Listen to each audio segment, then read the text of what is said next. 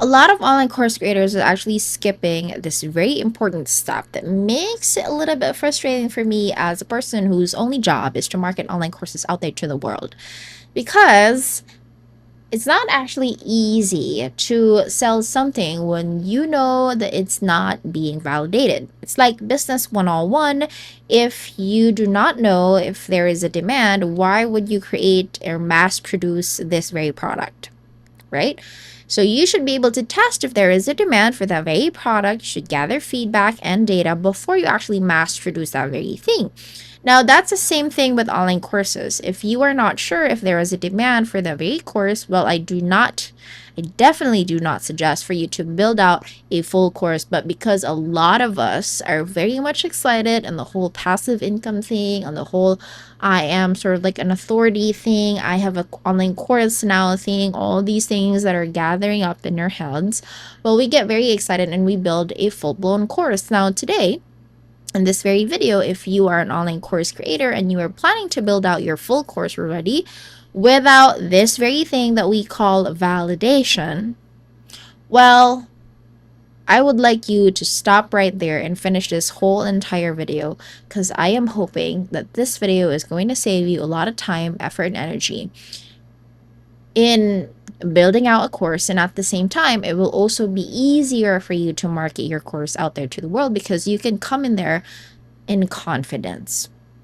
You can come to that very phase of your online course creation journey with confidence that you are able to scale this thing, because you have confirmed that there is a demand. You have data to back that up. If you want to know the accurate sequence and order of things in terms of creating and producing an online course, well, this video is for you. I hope that you're going to learn a lot, and without further ado, let us dive right in. Hey there, my name is Zemi Bernice. I am a marketing expert in online courses. I have built 9 courses under my wing. I have served 7,000 students across the globe, and now I am helping online course creators like you build, launch, and scale online courses. Now, a few months ago, I actually created this personality test for online course creators where they can identify who they are in an online course creation journey.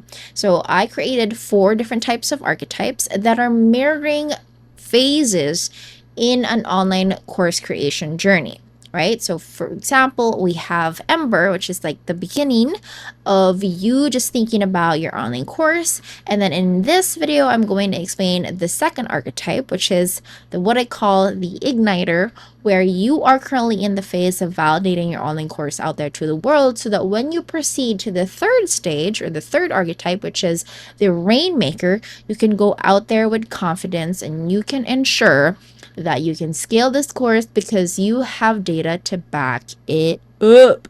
Now, I'm going to read to you the overview of what an igniter is all about. So, an igniter is a person that is turning his or her course idea into something real and seeing if people will actually buy it. You're no longer guessing what might work. You're testing it in real time by selling as you build, gathering feedback, and shaping your program around real demand rather than creating demand yourself. This archetype is all about momentum. You'll host your first live class. This is like one of the things that I require my students and my clients to do. Make your first sales, refine your offer as you go. Every interaction, every student, every tweak helps you build proof and confidence. Done right, you'll walk away with both a validated course and the certainty that it's ready to scale. When you are an igniter, these are your 3 goals. Number 1, you have to write your curriculum in full. Not build your course in full, but just write the curriculum and hopefully a Google Doc or somewhere else. The second one is sell your course before you make it in full. And then the third one is host your first live class. Now, let's talk about the probable problems of an igniter, which is like super common, and I want you to avoid these. The very first one I mentioned before is building before validating. So some of you guys who are getting into this very archetype and trying to enter this archetype, you're very excited and you're just like, oh my God, like this is it. This is the course that I want to build and it's going to sell and it's going to be awesome. And I love that confidence because it's definitely helpful.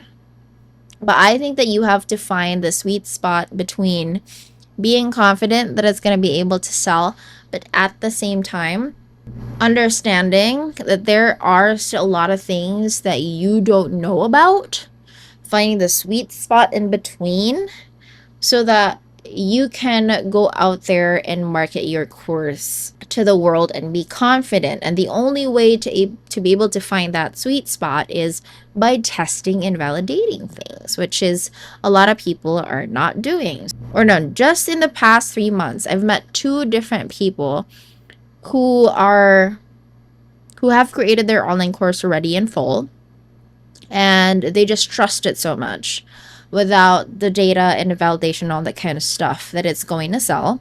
And so they are having a hard time selling. And on top of that, each of these two people have different types of prerequisites on how they want their course to appear into the world. Like the very first one doesn't want to run Facebook ads because, yeah, no, my people are not on Facebook. Or like, like a lot of limiting beliefs that I can't even touch.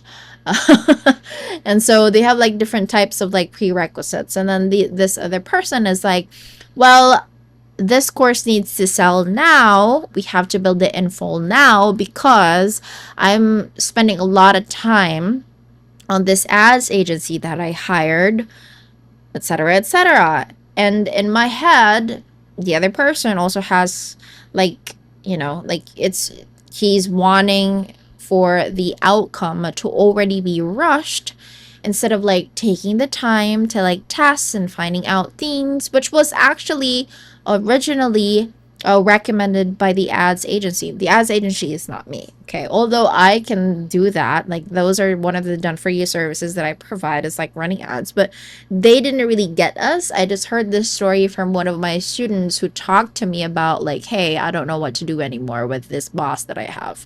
Well, yeah, I talked to her and then I tried to help her, and then I found out that the story was that. So you're trying to rush things. There are a lot of external factors around you that you are so, pressured about, and like you're thinking about ads or what people are going to say, or like the limiting beliefs that you have that you haven't really backed up with data, right? Like, for example, with the first person that I mentioned, she really told me that, hey, I don't want to run Facebook ads because my people are not there. And I'm like, how do you know that?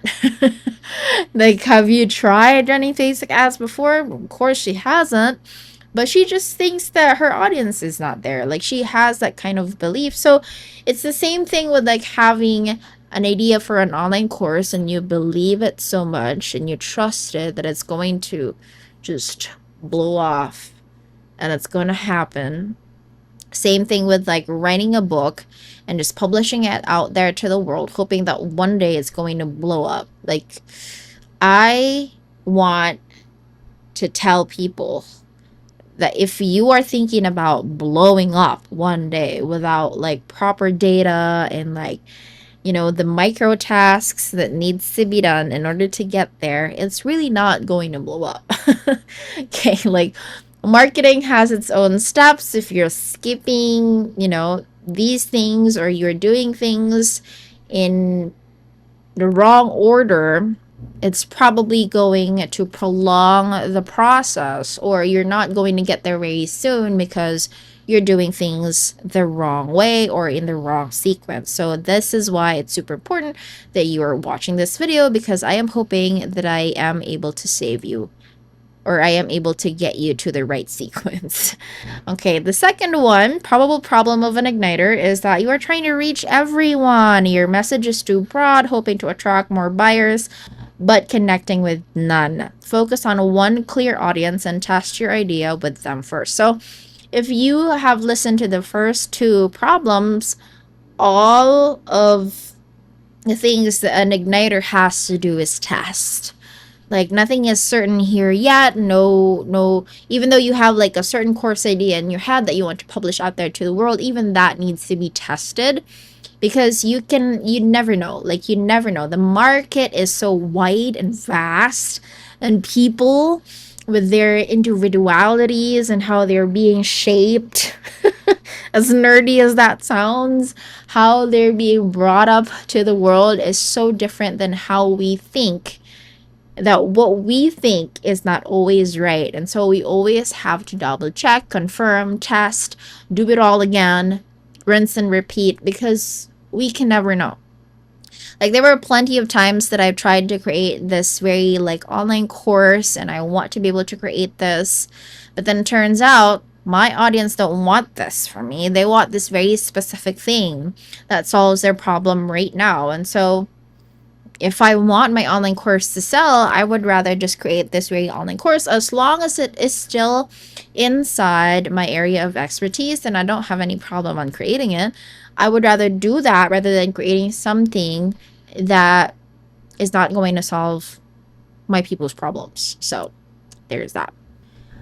3 is avoiding the sales talk. So some of igniters are still scared to sound salesy, so you stay quiet about your offer instead of going out there talking to people, actually understanding where they're currently coming from so that you can create a course that is meeting their needs. It's super important, right? So unless there is a need that is being met, it's not going to be very easy for you to be able to sell it. 4th one, mistaking interest for demand. This is actually what happened to the second person that I was talking about earlier in this video. So people say, that sounds great, but never pay. Compliments don't equal conversions. Only real transactions confirm interest. So I'm going to share to you a little bit of a story.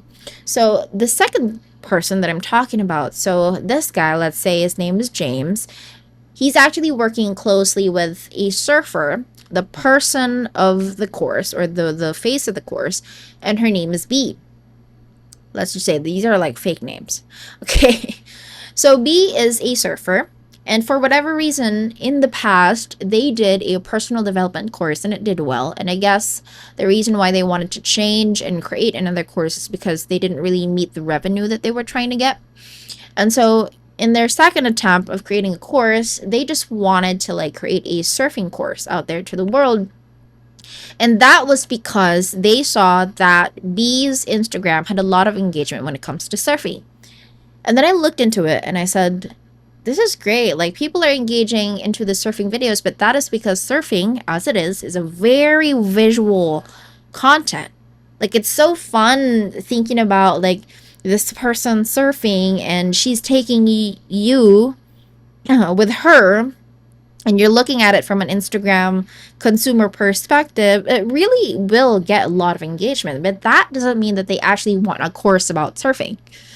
Like, if I am following B, for example, and I click follow and I said, hey, like, this is so cool, like, she's really good in terms of surfing, I don't want a surfing course. Like, that doesn't mean the same thing. Okay? So regardless if you have a lot of engagement about this very thing that you are posting about, that doesn't mean that you are qualified to already make that course. You still need to validate that by doing ask campaigns, just literally having conversations with people, asking them what could be this one thing that you can talk more of that will help them solve their problems. And that's it. That's how you would know that they would want to be able to pay for it. Now, let's talk about solutions. When it comes to being an igniter, one of the things that I tell my students is that you create a sales page, you write your curriculum there, and in the sales page, it doesn't even need to be like having you purchase a funnel editing software and whatnot. It can be as simple as a Google Doc, or just design something out of Canva website and just put it all there. The information about your course, how much is it going to be, the full curriculum, put that there to see if they're going to be interested, if you're going to be talking about the certain topics inside the course. Just put it out there and then start selling it before you even create the course. And this is not manipulation. Like, other people don't feel ethical about doing this, but I'm also not, I cannot also stress enough how this is one of the most important. It will just become unethical that you are selling something that has not been created if you are hiding it from people that you haven't created it yet. Okay. So the thing with validation is that there's going to be this pre-sales page, and then you're going to tell them, hey, this is the course that I'm planning to be doing. This is the very first beta program that is going to be out there, and I want you to be part of it for the lowest price possible so that I can gather your feedback. It's going to be a live class. It's going to be fun. You're going to be with me. You can ask direct questions. And then from there, I can gather feedback and then make it into an evergreen course or an evergreen asset that I can sell over and over and over again. There's a trial run if you want, or if you're interested in solving this very specific problem. I can teach you how to do that in this very live class. This is how much it's going to be. That's it. And there's nothing ethical about it because you are going to be doing a live class, and at the same time you'll be explaining it inside that very video, inside that very live class. So I don't know why that came to my mind, but I guess that's like one of the things that I got from like one of my students to say, like, I feel very uncomfortable selling something that I haven't created yet. I get that, but you're going to be doing a live class. It's not going to be a live class if you will not be doing it live. Like, they're basically paying for their seat. That's how I want you to think about it, right? They're paying for their seat for this live class that you will be doing in the future. You're not selling something, it's not going to be unethical because you will be delivering, unless you don't plan on delivering it and you're just going to be collecting money, which like I'm like putting ideas in your head right now. So hopefully you get what I mean, right? So you'll be doing a live class. You'll be pre-selling that live class before it happens in a very simple, maybe like a Google Doc, a PDF, or if you want it to be a little artsy, you don't really need to purchase a funnel software right now. You can just like design it on Canva, right? So that's something. And then once they have paid, that is your confirmation that you can actually do the job. Like, you can actually sell this thing. People are interested in this very topic. They think it can solve their very own problems. And so that is your data, or your data right there. You have proof that you can sell it. You have proof that it's what people want, right? So once you have that payment, then you can start producing the lesson materials for the live class. Otherwise, if you have created the pre-sales page, no one ever bought, that's great. That means that you didn't waste a lot of time, effort, and energy in creating a full-blown course, but you were able to understand that, hey, people don't want this. Maybe I have to think about something else. That is your go-to signal to also revisit the other ideas that you had when you were still an Ember. So for a little bit of a context, Embers are the dabblers, so what I call them, not in a bad way, but I call them dabblers because they have a lot of ideas in their head and they just cannot focus on one. So this time, you can start revisiting those back-end ideas that you have that you put in the back burner thus far, right? You can revisit that and hey, maybe I can try to test this. And then you start doing a sales page for that again, but the entire curriculum until something sells. If you have promoted it out there to the world and you were thinking and people knew about it, that you have this course that you're planning to launch and no one ever bought, no one is gonna know that you haven't done the live class, which is amazing, right? Like, there's a lot of room for error for you as an igniter, just trying and doing testing. No one is judging you for it. So I would suggest that you do not skip this very phase before you proceed to the next archetype, which is the Rainmaker, where you're going to start creating a sustainable launch period, because then you have already validated that you have a course that sells. Okay? So hopefully this has cleared up a lot of questions in your head, and hopefully you're not going to be building out that full course after this very video. And if you have oh my god, and if you have seen this video after you have built the full course, well, what can I say? Well, we can try and get you to watch the next video, the next archetype, which is the Rainmaker. See if it works for you. Otherwise, well, you're going to have to go back into this video, Igniter, and you're going to have to do it. You're just going to have to do it. Okay. Give your current course a chance by proceeding to what a Rainmaker should do. And then if it doesn't work out, if you're not going to sell anything, well, you can go back here to the Igniter and just do the steps that I mentioned here. Okay? There you have it, folks. I hope that this has been very, very helpful for you. And I am looking forward to seeing you in the next video.